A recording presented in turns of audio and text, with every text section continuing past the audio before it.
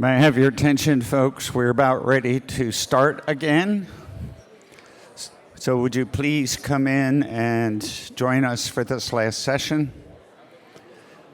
The next session is beginning in 3 minutes. So please proceed. Thank you.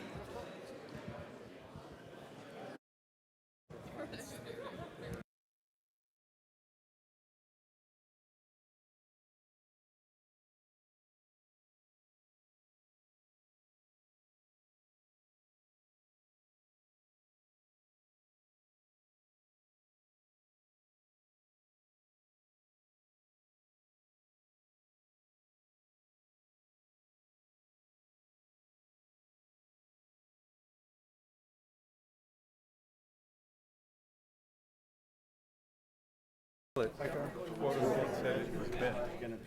right, so forward, back, so you just want to leave it up there? Yeah, we don't have a confidence monitor, so just look at the screen. Oh, we don't?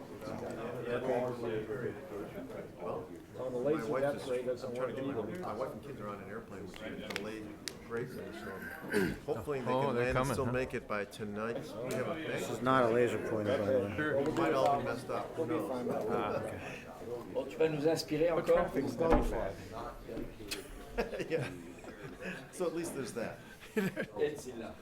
So we're all going to do 1 hour presentations in 10 minutes. Well, I'm shooting for 8. 8? With my 1 hour. Oh, you're going to show off. Yeah. Have you ever briefed our group before? No. Am I in for a treat? Oh, yeah. So, Ed, how many PhDs do we have out there? I don't know. There's a lot. What is it? Here's.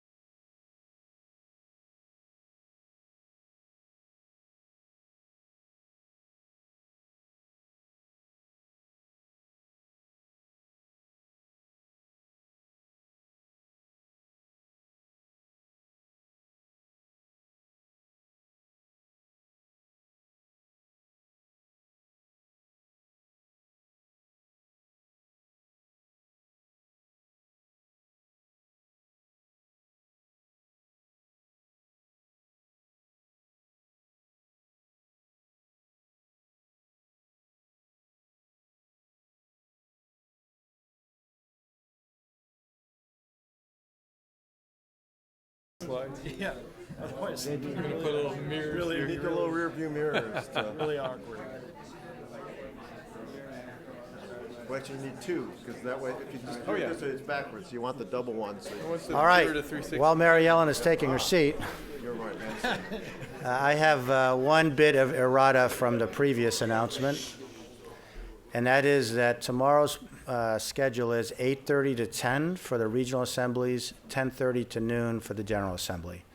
Still some confusion on the room assignments, so look in the morning at the registration desk. So this is our final technical session. As I mentioned before, I don't see any non-members in the room, but, well, except for one at least, Dan. But if there are any at the end of the first half of the session, so approximately 4:15, we'll ask you to step out, and then we'll continue with a closed session. So now it's my pleasure to kick off the first half of the technical session, which is about space traffic management and space situational awareness. We have three panelists. I'll moderate a panel, but each is going to give a presentation. We're going to save Q&A for the end of the three presentations, and we're going to start with Mark Brown, who needs no introduction. Mark.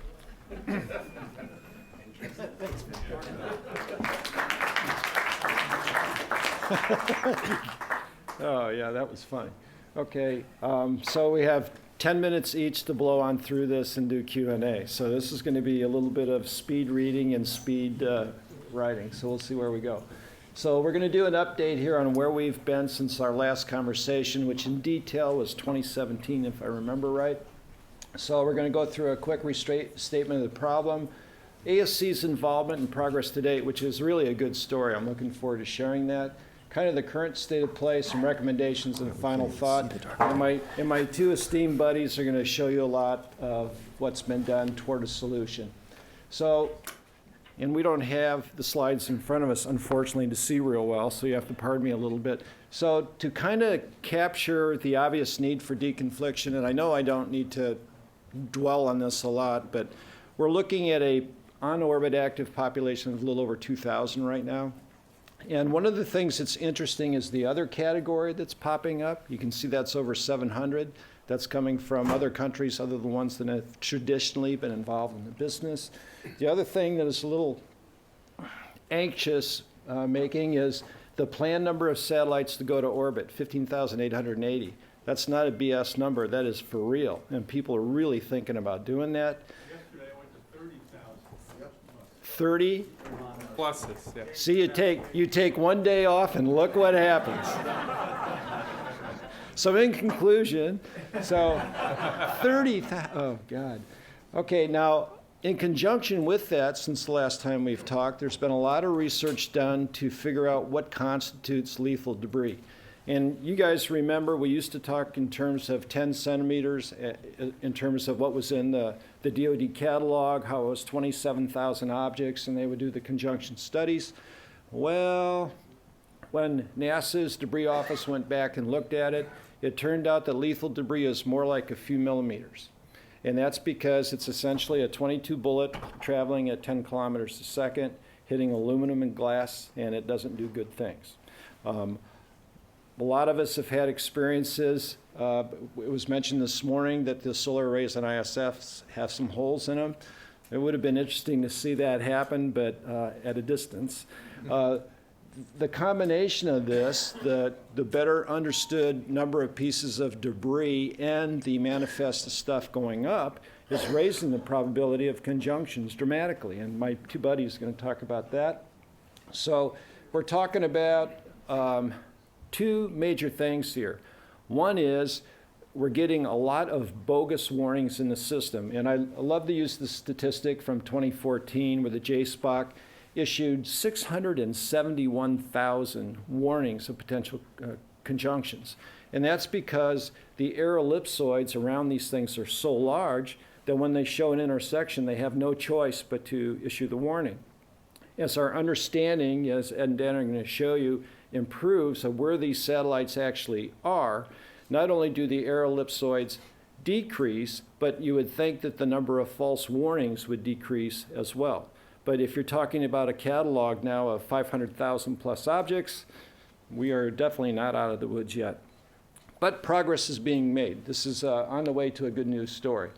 What I want to cover in my remaining 6.5 minutes is a little bit of the progress that's been made that we've been involved with, and it's a great story.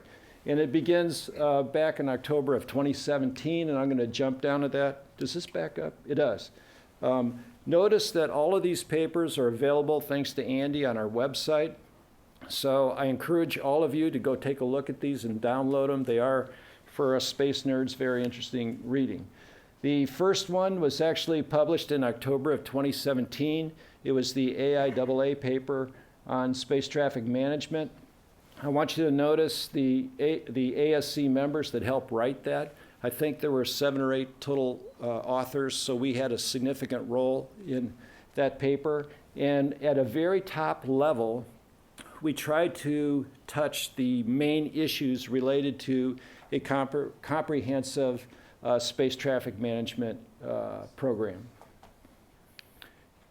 Okay, that was followed in June of 2018 by a presidential directive that basically said, okay, we understand that something needs to be done to put a framework together, and more importantly, our government, our US government, has been struggling with which agency should be in charge of this.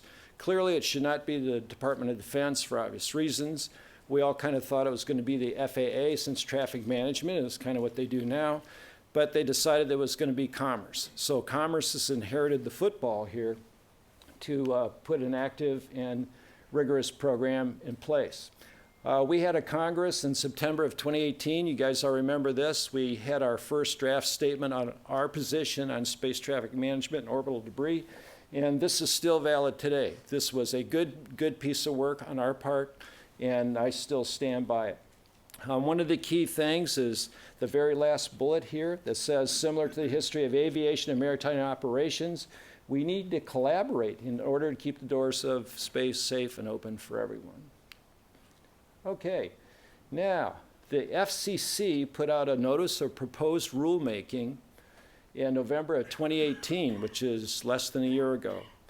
We took advantage of that request to just dump our brains back to the federal government. And we responded with fairly detailed discussions on each one of those topics there. We talked about everything from the need from a central organizational structure to manage this, communications, the need for better data and understanding where satellites are, codes of conduct, the whole thing. We proposed a comprehensive program in detail. Excuse me. And the whole point is down there at the bottom. You don't fix just the part of this. You have to fix the whole problem. We've followed that up in April of 2019, which is not that long ago. Commerce put out an RFI. We dove into that one with both feet too. And one of the things that we took advantage of was to do a little soapbox standing. And I want to take advantage of these last 4 bullets because it sets the stage for Q&A later on. And it's worth reading. If one is collecting good observational data, but there's no mechanism to validate its utility, what good is it? If one knows the position of all objects in Earth orbit, but doesn't have the ability to calculate conjunctions, what good is it when you're talking about 500,000 objects? If one knows when potential conjunctions will occur, but doesn't have the ability to communicate warnings in a timely manner to the parties involved, it's of no value. And finally, if two parties are advised of a potential conjunction, which just occurred, but they're under no obligation to alter their orbits, what good is the information? Okay, so that was followed by the United Nations that approved this guidelines for long-term sustainability. I encourage you guys to download this one and read it. The key thing is the guidelines are voluntary. There's nothing legally binding. And the highlighted word that says encouraged is exactly what it does. The UN is very open about the fact that they're looking for the individual states to solve the problem and bring them a solution, which brings it right back into our laps. So, where are we today? So back to the original 4 bullets I showed you. The data standpoint, there are studies and work, and at the time that I wrote this, I had not seen what Ed and Dan excuse me, have done. This is a very good news story, and that's why I'm talking fast to get to it. In terms of being able to do the ability to calculate the conjunctions, a lot has been done to solve that problem, which is great. The organizational challenge is still a mess and needs more work. And in terms of conjunctions and rules and things, that's another area that needs dramatic work as well. But we made a proposal as a response to one of those requests for information and this that occurred in September of this year. There was a potential conjunction between two satellites. This one involved, and I'm trying to read it from the side, I think it's ASE satellite and Starlink. And everybody was looking for SpaceX to make a maneuver to get out of the way, and they refused to do so. So, and their point was? Quite accurate. Okay, well, you correct it. It's a longer story, but Okay. it's not quite accurate. So the point is, there needed to be some kind of rules, flight rules, if you will, that would dictate who should move, just like we do with ships and planes. And ASE drafted some and submitted them, not with the idea that this would be the end solution, but this would be the beginning of the conversation that would lead to a definitive set of rules that would govern how people should behave when operating in Earth orbit. And you can read these here.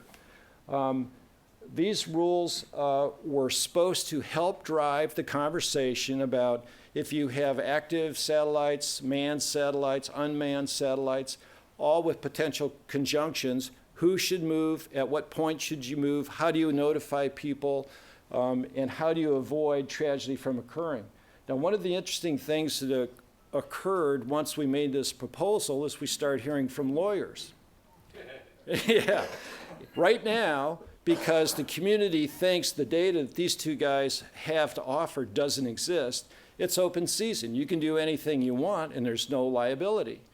If there is good understanding of where satellites are at, and there are rules that say that if you're going to come close to you, you're the one that's required to move, but you failed to do so, you now assume legal liability for any collision that occurs, the loss of revenue from his side for the remaining 10 or 15 years of revenue generating time frame, and the cost of replacement of the satellite and putting a new one in orbit. And the lawyers look at those huge dollar signs and go, whoa, 30% of that could be a lot of fun. So the lawyers may actually drive the solution to this problem faster than the governments can. So real quickly, the recommendation that we made with our policy statement back in 2017 is still exactly true. We need to keep pounding, on everybody's door to get this addressed in a timely manner. And finally, a final thought from back in February 2017. India launched 104 satellites at once.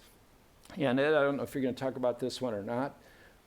They did not do a conjunction analysis before they did that. And so these things are now up there floating around. They started off at 500 kilometers, and they're drifting around and coming down. Okay, with that, I'm going to hand the baton over to Dan. Mark, do we ask questions now? No. Especially you, Rusty. The question's going to get bigger. I know. The question's going to get bigger. So the good news, Dan, is that you only have 5 minutes to give your presentation. No, but let me quickly introduce Dan. I became aware of him when I saw, I don't know if it was a press release or an announcement about an organization that he founded called the Space Safety Coalition. His day job is that he's a director of Center for Space Standards and Innovation at AGI, Analytical Graphics, is that right? And he does a lot of work in standards development agencies, which is a absolute alphabet soup, which I won't read to you, but I'll yield my time back to you, Dan. Go ahead. Okay, thank you. It's a pleasure to be here. I'm obviously not one of you, but my connection is my daughter, who's now 27, when she was 3, she said that when she was asked what her daddy did for a job, she said, he helps astronauts find their glove when they lose it. So that's what I do. I'm here to talk to you a bit about space governance. That's going to be my focus here. This is going to be in 3 parts. And the first part is going to be a bit more about what Mark talked about. The situation is not healthy today. At the same time, if you looked at the building stained glass window when you walked in, there's a saying on there. It says, lend a meaningful voice. I like that because There are people that say the sky is falling, and I don't think it is. And there are people that say, hey, we have no problem. And I think we do. So it's somewhere in the middle here I want to focus on. So I'm going to talk about that, and then I'll talk about broad space governance, and then hone in on the Space Safety Coalition that we formed. So spacecraft operators today, I assert, and I know this because I'm also the program manager for the Space Data Center. We have 30 operators in all orbit regimes. We do safety of flight analysis for them. And the data just isn't there, the comprehensive data to really help them make a decision. I met a vice president in charge of operations, and I asked what she did with the conjunction warnings she gets. And she said she usually goes home, she has a nice glass of red wine, and then she comes in the next day to see if she still has a job. And the reason is she doesn't trust them, and that's because we're missing some important elements of information. There's a lot of staff time going into today's catalog, just to underscore what Mark was saying. There's a lot of resources trying to decide, should I maneuver, should I not? And now with Ed's company's help, we're going to have all that many more. That is a serious problem. You know, if you're looking for a needle in a haystack, we need to take away some hay. That's the best way to find the needle. And we have so many false alarms today. And there are inaccuracies in our safety of flight analyses. There's a lack of data and lack of transparency. And I've been working this stuff for years. I'd be happy to talk to anyone afterwards or email me about these various things. But just based on the space population models we do have today, we only have down to 1 centimeter, about 4% of LEO and 4% of GEO is tracked. So 96% we don't know anything about, and yet they're lethal. And now we have new space coming along. So there's the announcement of 30,000 more satellites. Yesterday. 30,000. Imagine. We also have today an announcement in the news about Kuiper. They did a study as part of their FCC application, which showed that if they had a satellite fail, one of their 3,200 satellites, it would have a 12% chance of hitting something 10 centimeters or larger, so more debris. ASE has done some very useful, meaningful studies on our fragmentation. We've had 530 fragmentations to date as of when they did this analysis. 246 just in the last 10 years, that doesn't count the India ASAT and so forth, or about 11.5 fragmentations a year. And we also do not have a good history of disposing our satellites to help prevent more fragmentations by collision, both in LEO and GEO. Upper stages are starting now to re-enter more, so that's a good sign. Now, what makes safety of flight so challenging? Well, I'm not going to go through all these, but there are major components that go into such a calculation, and an error in just one of those little elements makes the whole thing erroneous. We do not get partial credit for having a mostly good system. This is a history over a 10-year period from 2005 to 2015. I did this as a spatial density based on the public catalog. And what you can see is we have kind of a steep rise in spatial density, even from the public catalog. And again, there's a lot of things behind it that you don't see. Now, this is my topology picture. It's showing you the elements of space governance. And what you're seeing is on the far left, you're seeing space operators. They have best practices. You're seeing at the top IDC and UN COPIUS and ITU. And then you're seeing at the bottom industry associations. Those inputs get to standards bodies and then over to national regulatory governance. And then it's a closed loop feedback. So it's really a virtuous cycle.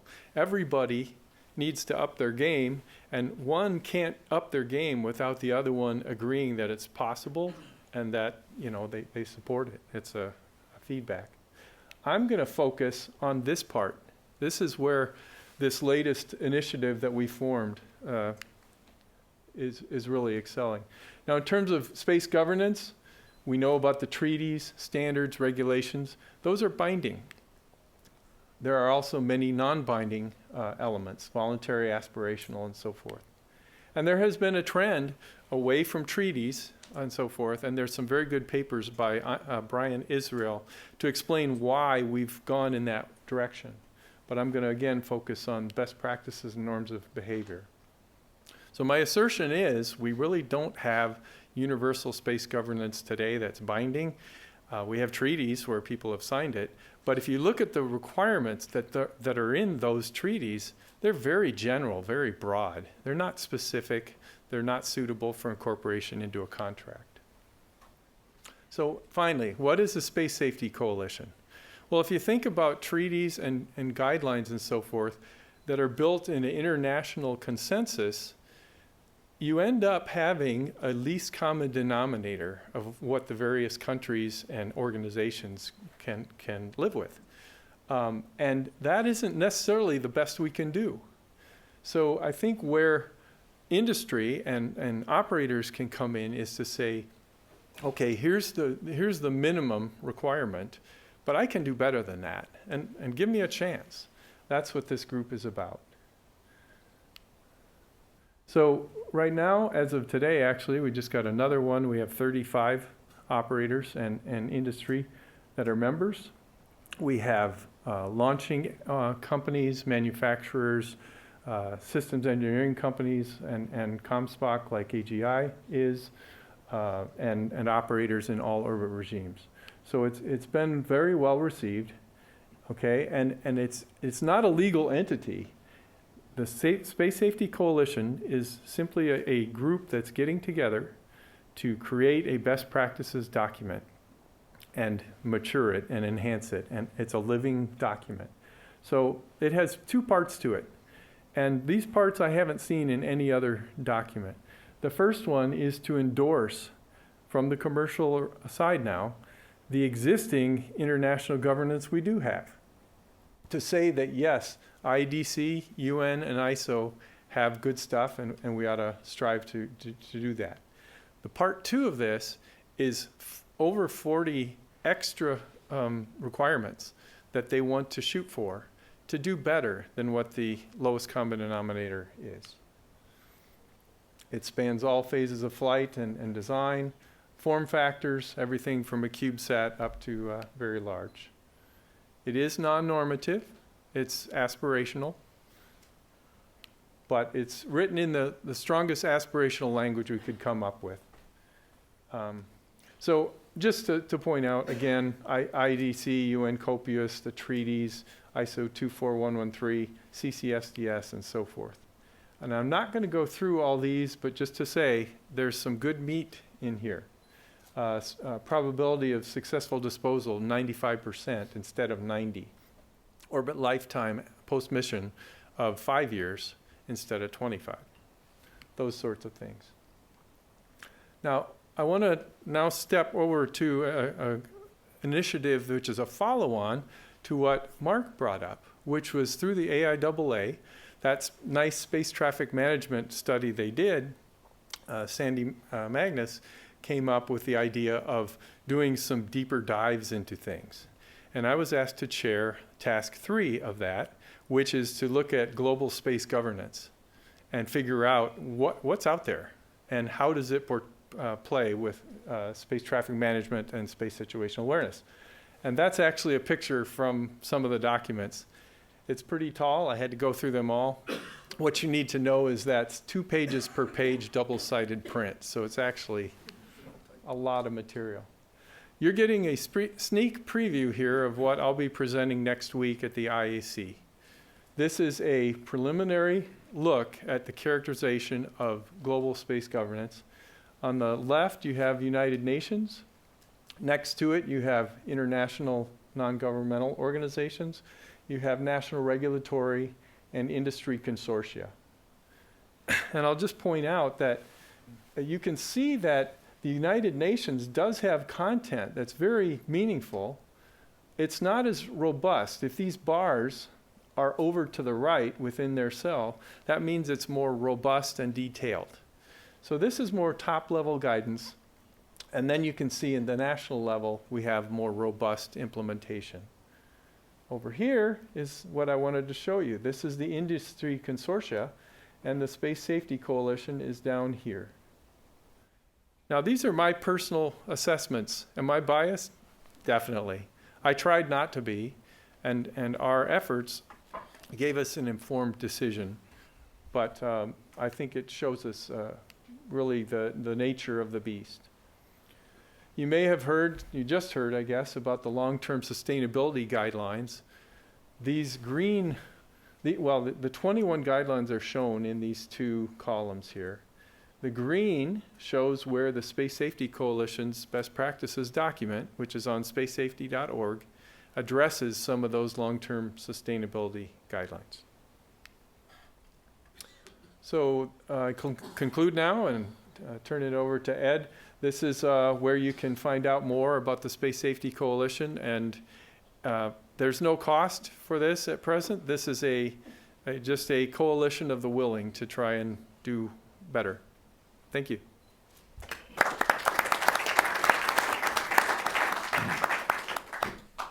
Ed. Thanks to Dan and Mark. I want to start by just showing you what's in space at this very moment. I want to show you live data. This is updated probably 5 minutes ago, something like that. The time listed, I'm showing you the last 12 hours. These are all the objects that are currently being tracked in orbit. They're color-coded.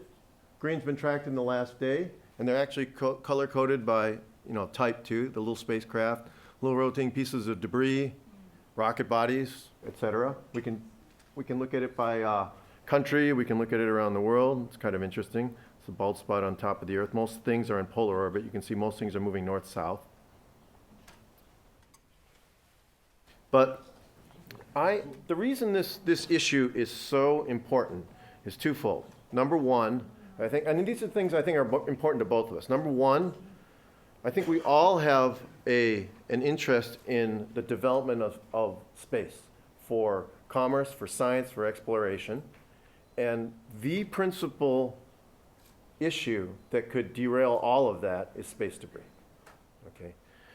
Number two, and we all have a vested interest in this too, the number one risk to crews in space today on the ISS and even for the commercial missions up there has been identified, and it's not even close, as space debris. Okay? So I want to show you some statistics.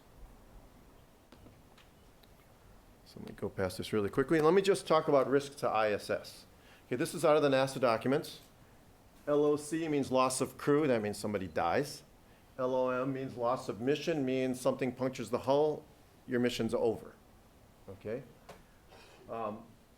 It's been identified by the Aerospace Safety Advisory Panel. I think the last 10 or 12 reports that I've seen in a row, it's listed as the number one risk. And they say it up front. They say it up front every single year. Okay, what is it? Loss of crew, current best estimate, 1 in 1,200 per mission. So you have, okay, that is what it is. Loss of mission is 1 in 160 per mission. Okay. Where this becomes an issue is over time. This is for a 6-month mission. So that means that loss of mission per decade, so over the next 10 years, we talked about the grand plans for ISS, which I hope we can do, and I hope we can do even more. 1 in 8 that ISS ends due to a debris hit in the next 10 years. 1 in 8. Okay. 1 in 60 that one of our friends dies. Think about that. That's worse than shuttle. Okay. Admittedly, it's over 10 years. It's because the exposure is much greater. Shuttle's short missions, but this is NASA's own figures. Is this acceptable? I think we can do better. So something Mark touched upon, and you did a little bit too, Dan. What's the root of the problem is that we don't have the data and observations we need to safeguard ISS, or for that matter, to safeguard these other spacecraft. Okay? What I'm just showing you is the results of shooting hypervelocity particles against models of the ISS exterior. Okay? How big of an object does it take to go through and penetrate both the Whipple shields and the aluminum hull? Depends on the velocity. You can take average velocity. It depends on the angle. It depends where you hit and so on. But it's about 1.5 to 2 centimeters in size, okay? It's about this big. We'll come through the hull. We'll end your day, okay? Depressurize ISS. Here's the issue. The current source of information for nearly everybody has been, up until this point, the American DoD-operated Space Situational Awareness Network, SSN, the Space Surveillance Network, okay? And as been pointed out, they are tracking objects this big, 10 centimeters and larger, okay? So this big is tracked, this big kills you, okay? That's the problem.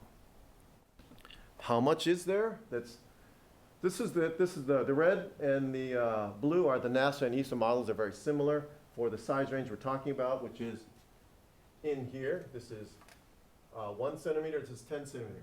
Above that green arrow, we're tracking it, okay?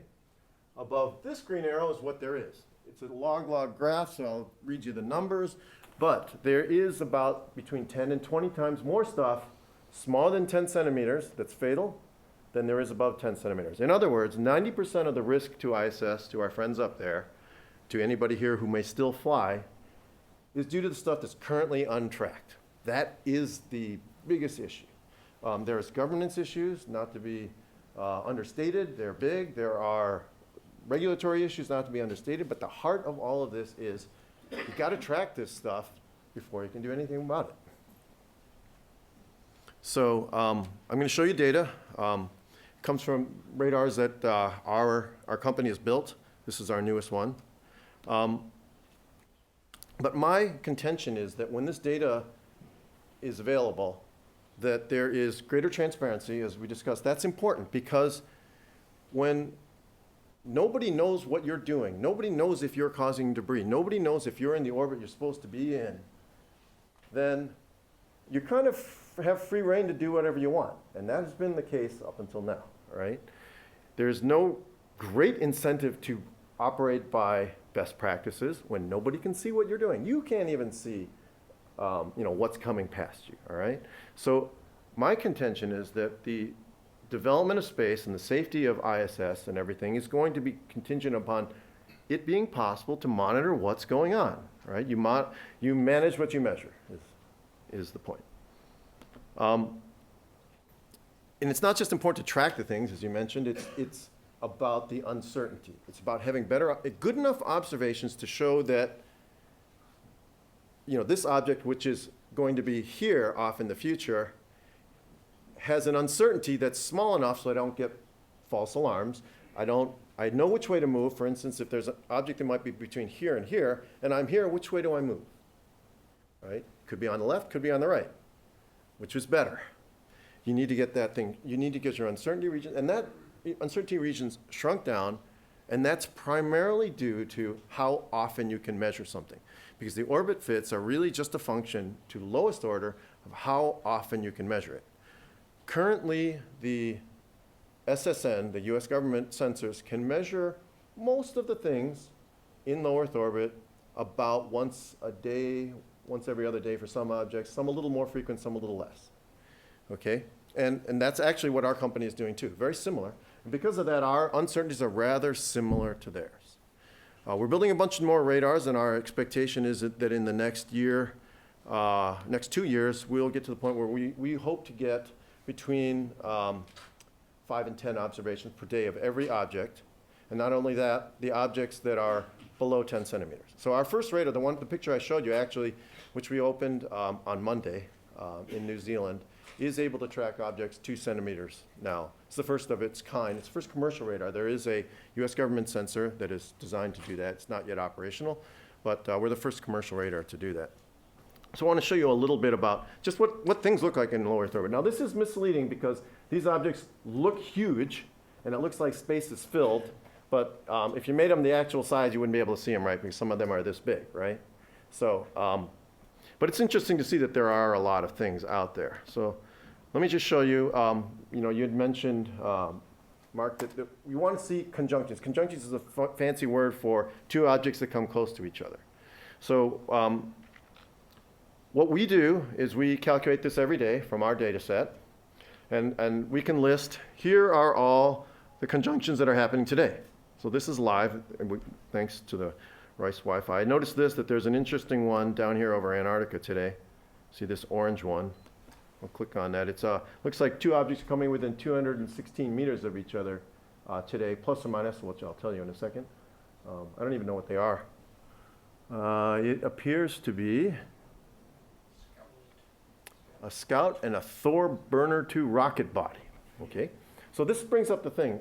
Remember we talked about the issues of governance of controlled spacecraft and how many spacecraft are getting launched. Remember that 99% or so of the larger than 2 centimeter stuff isn't actually anybody's spacecraft, it's space debris.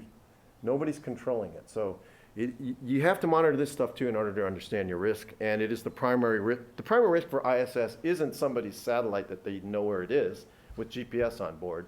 The primary risk is a piece of space debris that has to be tracked by radar because it's a bolt or something like that. So it's kind of interesting. You can actually, there they go by. This is using actual data. You can see, looks like they have a probability of hitting each other of 1 in 1,000 at a relative speed of 11.9 kilometers per second. There's the time of the closest approach. But this is all doable now with these systems. One of the principal issues with the US government SSN data that they provide to the world is that the sensors used for that are also the ballistic missile warning network radars, okay? So they're classified. And because of that, for good reasons, they cannot release the full data sets. They can't release their uncertainties, they can't release their biases or performance of the sensors or when you're gonna get more information, because that tells anybody how well we could track ballistic missiles. That information is not coming out. So an important part of this is being able to figure out, you know, when you said, one of you, I think it was Dan, said that you have to be able to trust the data, right? Or maybe it was Mark, but how do we know you can trust this data? Well, you can't know how well you trust that data because all the stuff that tells you that is never coming out, at least not to an unclassified environment. So a big part of what we're doing is because we're happy to show people how well we track things, and it's all, you can verify it, because if you have a satellite with GPS, you can check it against ours. In fact, we do that continuously with about 50 to 100 objects, partners of ours, or objects that are tracked using lasers. And we publish our statistics in real time within a few minutes after passage over any radar site of any one of these objects. We publish how accurate was the last measurement, and you can check. So these things are going to be open. I want to do something dangerous. It's always dangerous to do a real-time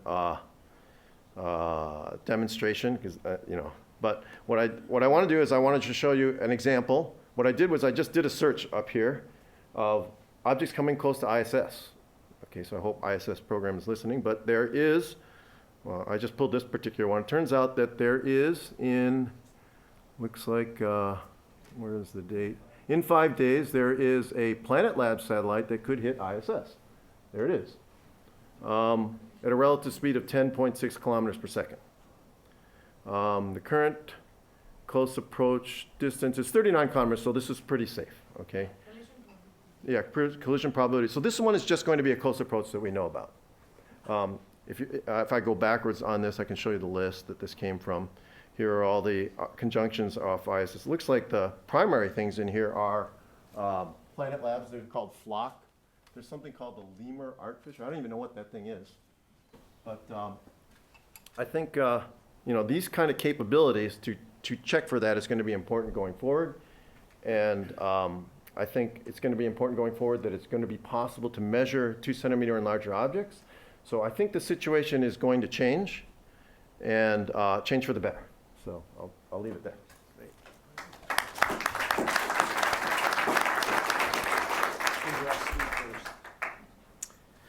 Yes, so I've been informed that our departure is going to be a little bit delayed, so we have a little bit more breathing room, which is a good thing. Rusty, you had a question back then. Do you remember it? Yeah, Question. What do you mean, do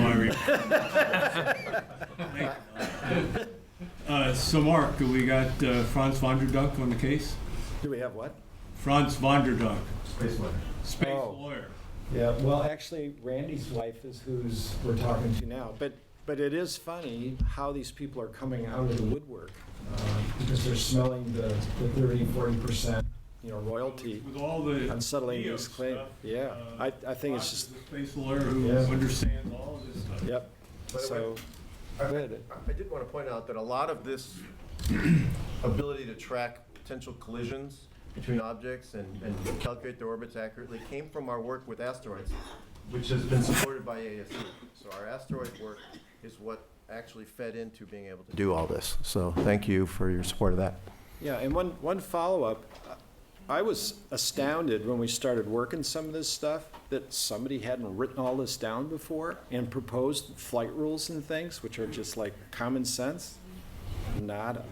So to a certain extent, we're leading the world in trying to solve this problem, which is pretty cool. So I've also been told, by the way, that there are room mics, and you don't have to actually repeat the question. Oh, Just good. speak up when you ask the question, please. Go ahead. How confident or how comfortable are you with the 2 centimeter size as being sufficient? Because it seems like that logarithmic chart goes up rather quickly, and when you go down to, say, 5 centimeter, or a quarter of a centimeter to a centimeter, that strikes me as still being damn near lethal. Yeah, a lot of it depends upon where you get hit. You get hit on a shield or you get hit in a window, so there's obviously differences there. But we are advertising 2 centimeters. I'll tell you a secret here. Nothing's a secret, I suppose it's online. But if you can see 2 centimeters to the top of LEO, meaning 2,000 kilometers, 1,500 kilometers, then you can see 1 centimeter at ISS altitudes. So we're going to work on that. I'm not promising that yet, but I think we have a pretty good path towards actually taking our catalog down to 1 centimeter. And It's an improvement. It is not a rigorous line, Oh, I'm sure of course, but 1 centimeter has been the traditional, lethal, non-trackable limit. So I think Alex was next. Yeah, just a piece of data to support what you were saying. I've just been on ISS twice for half a year, and we flew up with the Soyuz and back down. The Soyuz, docking at MEM 1, has a forward 45 degrees out of the velocity vector a window, size of a dinner plate. And on both my missions, actually, at the end of the mission, that window had an impact the size of my little fingernail. Basically, the outer part of the outer damage of the window that was at that size of the fingernail. The inner crater was about 1 millimeter. So that tells you something about the likelihood. On EVA, I have seen holes outside of ISS, and I know there's other people here that have seen that, and I know there's holes on the outside of the mirror. Doran? It tells you something about the likelihood. Concerning the space traffic management, you know that we have quite a good experience with the near-Earth objects and with the UN. Oh, yeah. Now the space traffic management, it's a topic that begins to be approached by the UN, by the legal subcommittee for that. And I'm quite sure that will be a good thing to come there as a representative of the Association of Space Explorers with a lot of experience, studies, reports, and so on, and to be part of the discussions and to guide some discussions in the time. Because otherwise it will be difficult. They will try to see from one side the problems, and we try to see them from very practical point of view. And so we are already members of Totally. In fact, we've been trying to pass documents, everything that we've written or thought about through Andy to the COPUS committee, so they know where our minds are at. But you're exactly correct. If you are part of the discussions there, Well, we'd be not just delighted to sending be. documents, okay, they say thank you, and they start to talk between them. Doran, can we use you as a means to become part of that conversation? Of course, I can Happy to do it, that. and when the problems will start to be approached more seriously by the UN. For now, there are a lot of discussions because of different opinions at the international level. You know that if a decision is taken, then it's mandatory for all states. we speak, we have organizations, even you don't have registered an organization. It's just a group taking part, because you could, if you'd be registered as a institution, association or something, could become an observer to the UN, to the UN COPUOS, and then come there and impose some. Right.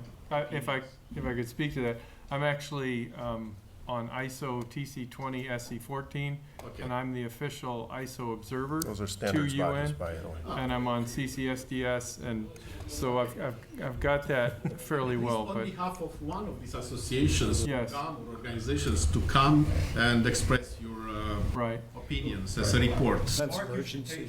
you should take advantage of the ASE to push into. Well, that's what we're trying to do, and in fact, I mean, the NEO work that we did, right. mainly through Doran's positions in COPUOS, made all the difference in the world in getting serious attention to the issue. We all agree. In fact, we're pushing on that side, we're pushing on the NSC side. And again, I think the availability of the data now has taken away deniability to where they have to address these issues. So we're all in, all in. If I can, Different Yeah. crazy sides, with different organizations, but to be in there Yes. where the level of the decisions is very high. Happy to do it. And by the way, you're all ambassadors to this problem. That's why the documents are available. You don't have to be we are rocket science. So Richard was next. Obviously this body is particularly concerned about the ISS. It's not only a big target, but it has living people in it. Ed, we were outside talking earlier, and it seems like it's worth the more mention of the fact that the real commercial opportunity is the fact that all the constellations going up are going to need to mitigate collisions with each other, and this increased use in low Earth orbit. So economically, from an economic engine standpoint or business standpoint, that seems like the bigger fish. Is that correct? Yeah, I think this is going to be driven primarily by commercial economic interests. And as a side benefit, we're going to be able to protect ISS too. I would, not to challenge it too much, but I would say that sort of depends. It used to be that satellites were huge and very expensive, and they didn't want to hit anything. We are moving in the opposite direction now. Satellites are cheap, and they can put up 30,000. And if they lose one, oh well. Now, obviously, it starts to get debris in their regime. But if you consider sprites that are the size of a quarter, if one dies, they're not going to care.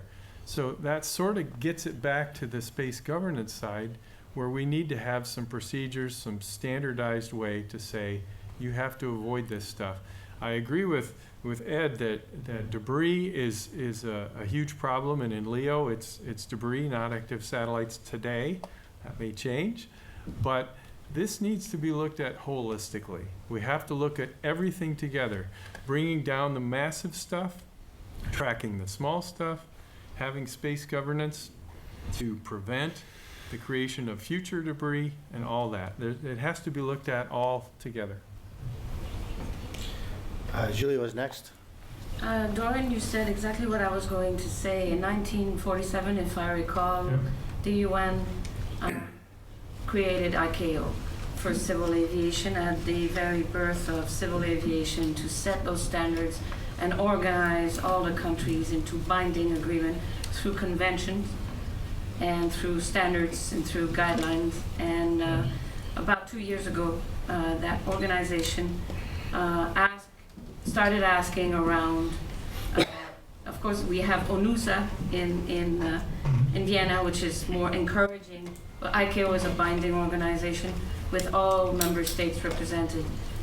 And they said that. So the question is, do we need an extension of ICAO into outer space? Because anyway, anything that goes to outer space will have to go through the standards of civil aviation and others.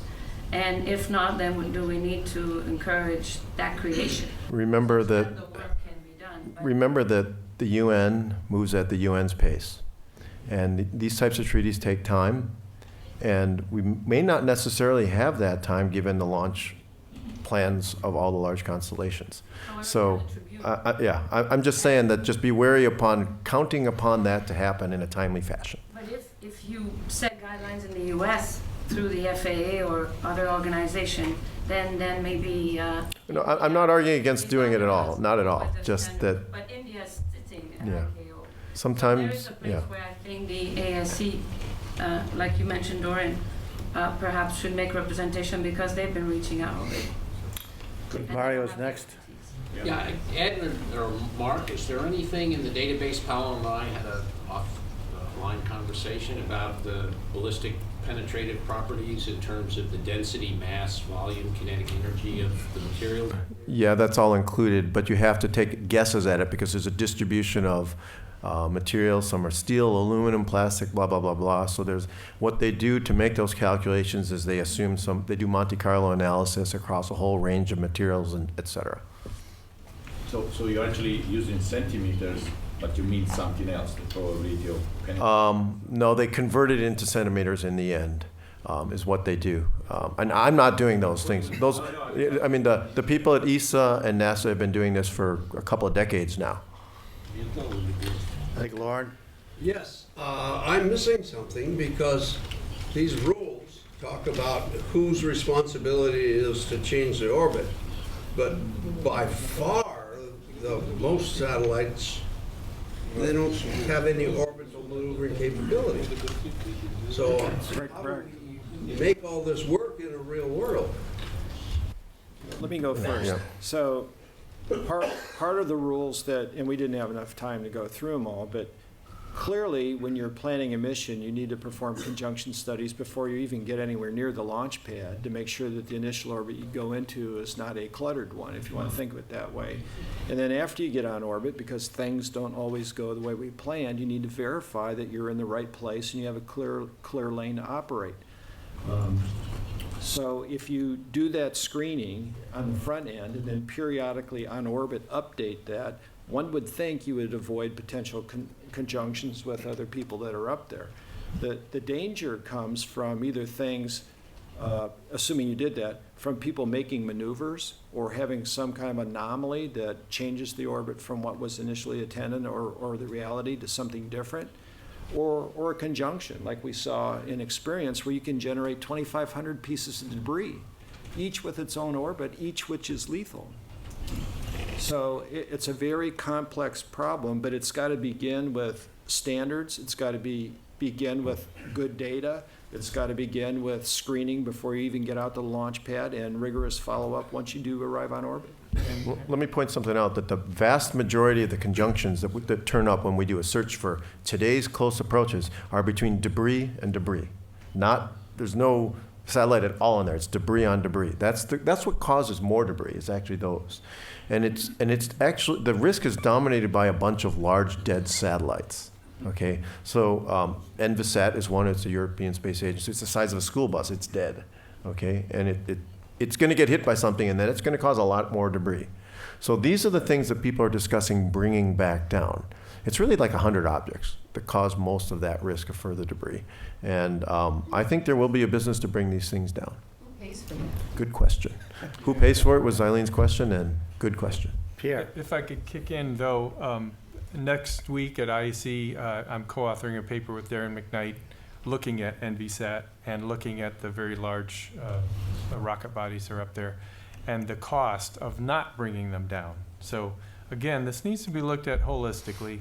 Space governance, tracking, remediation, Yeah, there's lots of aspects to it. Yeah. Did you guys choose the word will in your requirements consciously? Because I think FAA and Shall.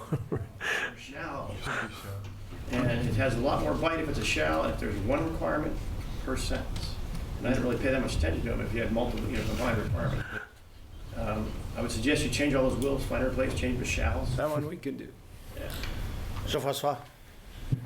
Quick question, Ed, in your slide about ISS, in your numbers, what is the best estimate of the share due to MN, micrometeorites, and the share due to orbital debris, artificial?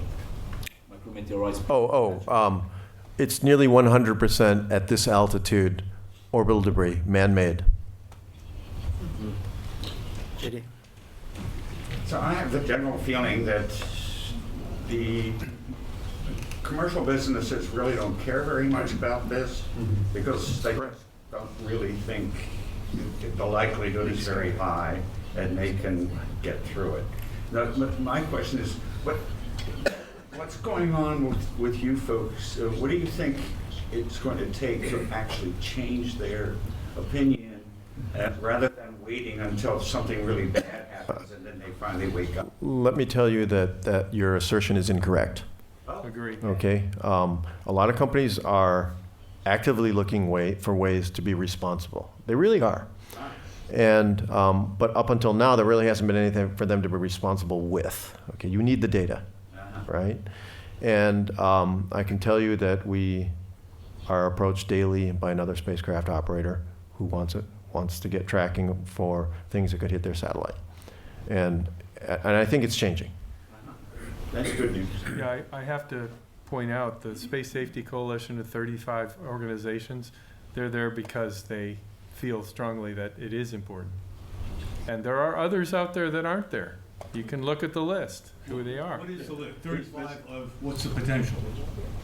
How many total operators? I would guess 60, 70. But it's skyrocketing with all the CubeSat things. Yeah. Countries that never had a space program for $30,000 can have a full space program. So it's interesting. Eileen? Just briefly, I wanted to add to Julie's comment. She was talking about using ICAO as a model. That was exactly the point of Space Policy Directive 3, was to do that, to have an organization that can be in charge of all this. But I don't know where that's going right now. It's been out for a year, and it doesn't seem to be funded, and it's not. Well, I mean, that's a national solution. And get that. That's a national solution, and where it is that, that was a declaration without any legislation behind it, and as you know, Congress has the power of the purse. But there is a legislative package on the Hill now that will fund commerce to the degree it needs to be in order to put this in action, but it's meeting some resistance, so time will tell. Lauren had his hand up. I'm kind of curious about the collective national security agencies and assets around the world. Do you have now, or do you think you will be able to get their cooperation in all of this if they are formulated into some kind of document or whatever?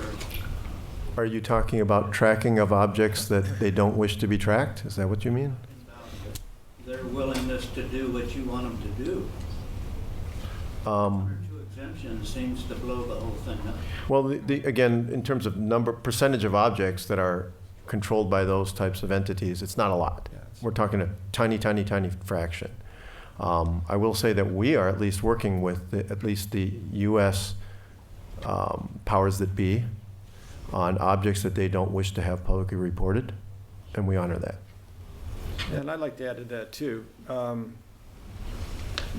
Having dabbled in that world like you have, there's a lot of head in the sand attitude by these people. They seem to think that nobody can see their stuff, and we watch it every day go over.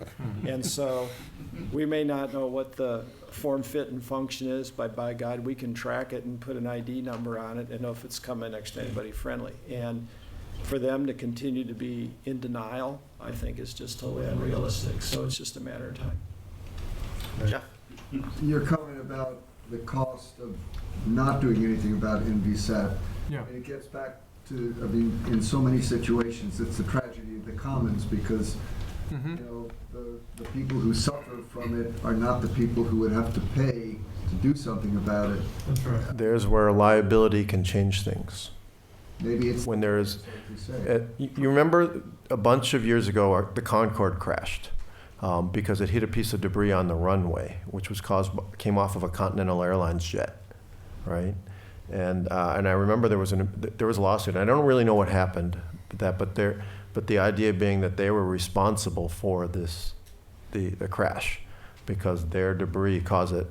But I know it gave pause to airlines about having things come off your aircraft on the runway, doing things to other people. And when there is attribution, when somebody knows that this piece of debris came from your spacecraft, what will they be liable? We'll have to sort of see how this turns out. But if the answer is yes, there's a really strong incentive not to do that. Part of the problem, though, is when you have a fragmentation event, and for the ones we simulated for NVSAT versus a Russian rocket body, for example, 180,000 fragments. It's a lot. So how is someone going to say, oh, I have a new uncorrelated track up here, and that came from this guy or this guy?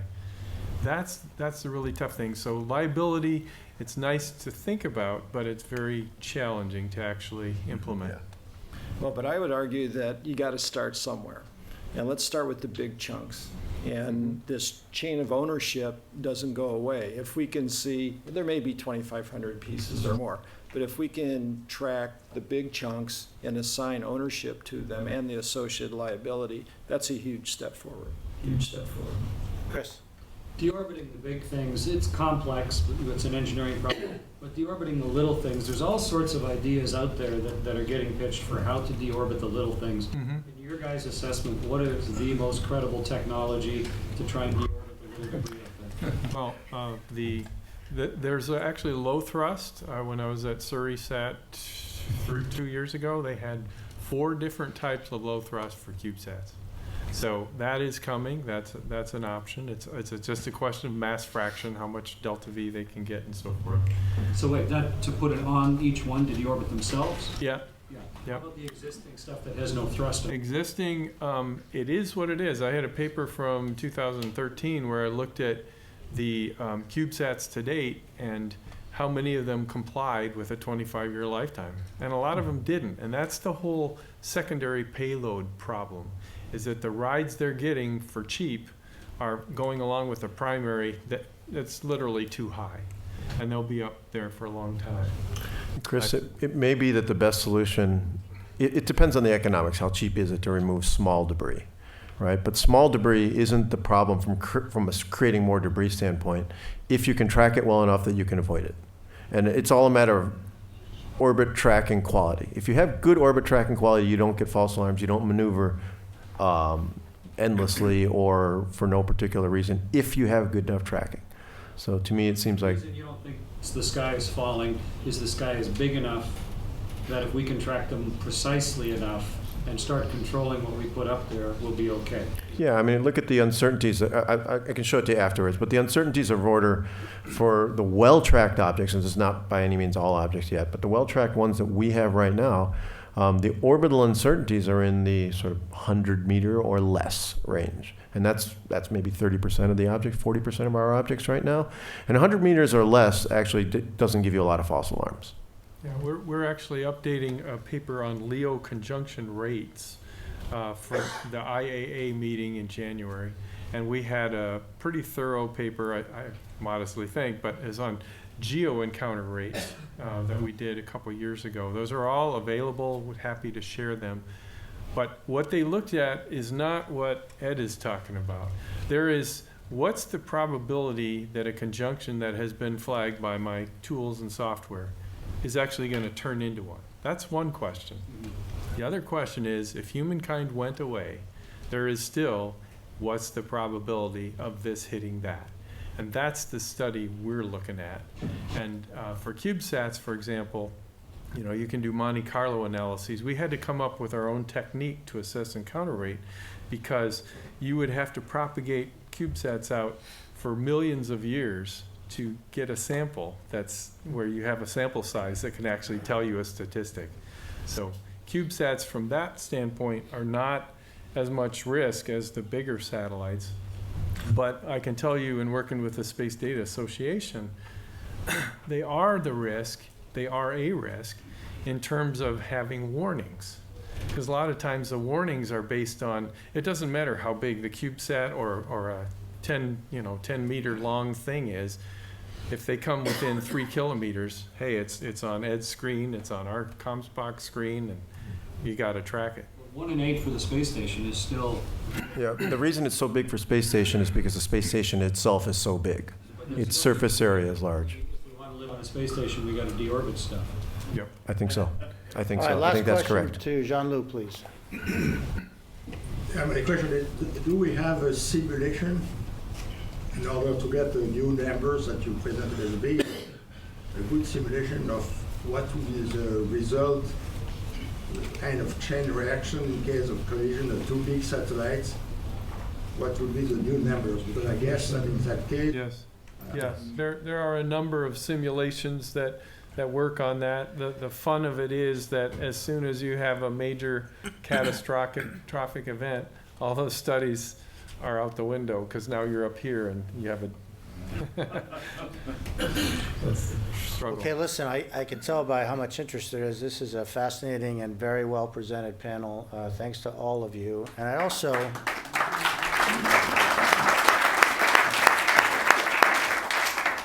want to say one more time that John David Bartow put all of these technical sessions, or at least cracked the whip on some of the rest of us to do that. And I think having somebody responsible for that as a central point of contact has worked fabulously. I'm not sure you agree, but please let your regional chapter presidents know how you feel about how the technical sessions went. So with that, I'd like to ask all the ASE members to stay seated and everybody else to leave the room quietly. You guys can step down. I wonder how come Sandra Bullock wasn't here and George Clooney? Aren't they experts on the radio? Yeah, you have a phone call. Come on, you couldn't get Sandra Bullock? Are you going to ASE? That was my grandson. And he was 6 weeks old. Yeah, right. Oh, no, we've proposed and we've turned them on. You can go to the FCC and other websites and see them. I'll email you all of these documents. So you can. Yeah, because I'd like to reflect that. Yeah, we need the light and part of that. You know what it's like. Sometimes you feel like you're just shouting out in the wilderness. I see. You know. Go ahead. Henry Voss. Okay, yeah. Yeah. I don't think we're gonna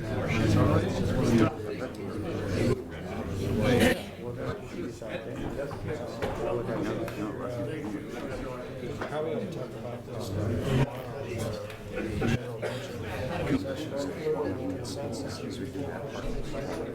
Yeah, that's a good question. Why don't we bring that up with us?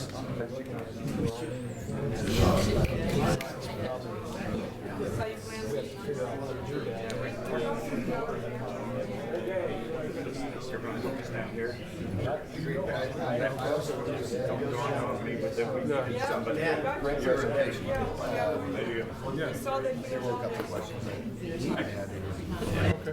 Later, I'll give you a call. Yeah, good. Thank you very much. Take care. Appreciate the invite.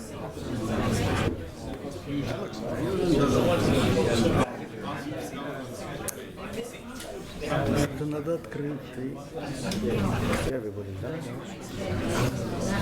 Когда Расти стал спрашивать, надо вену там, делали это. Вена. Не, все, мы будем говорить. Да, а потом в заключении ребенок.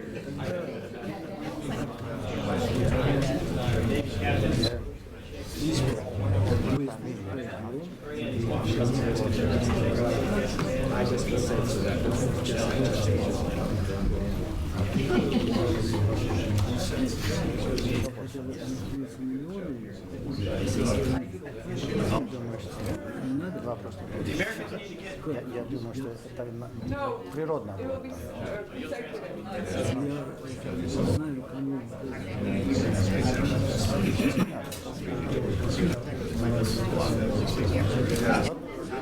Are you?